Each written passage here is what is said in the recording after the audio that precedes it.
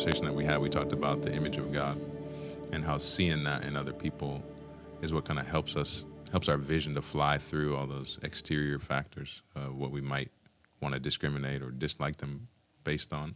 And so as you're talking, it's just making me think that, we can't love this person that we would naturally hate, or maybe we've been taught to or groomed to dislike, unless we're seeing the love of God, or the identity of God in them, in that person.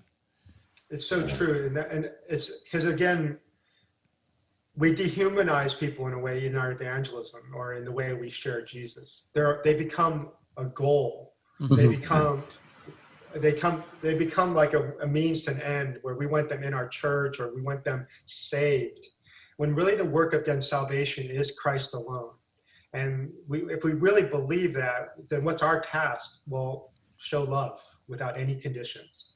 And so you need to really listen to them and find out what they need, because the truth is they may not need your church.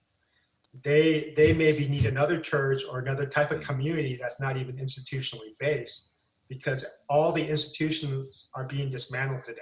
They're being deconstructed. And so to me, most young people do not want anything associated with an institution.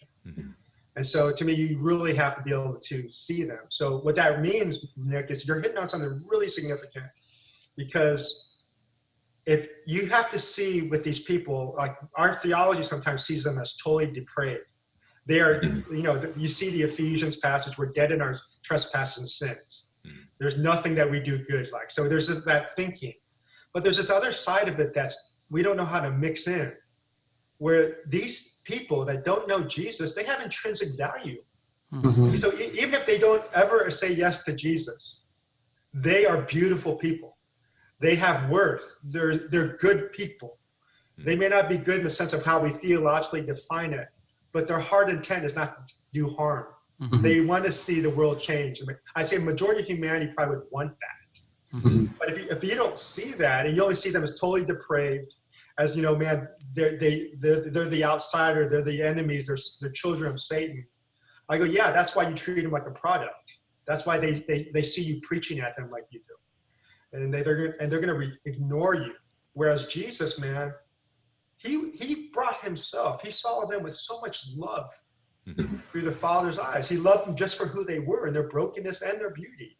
And so to me, when our eyes have that image, where even if they're not a Christian, they carry the intrinsic value of God and who he is, because it's not a physical representation, the image of God.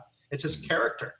And I would even argue they are experiencing supernatural power, because there's an energy literally in our bodies. There's electricity going through our bodies, and they can experience the craft of God through their body. That's why a person who doesn't know Jesus, they can be an athlete, and they can catch a ball with one hand, like way out here. They can make a tackle to just perfect timing, the right hit, when that G-force is all, that's crazy.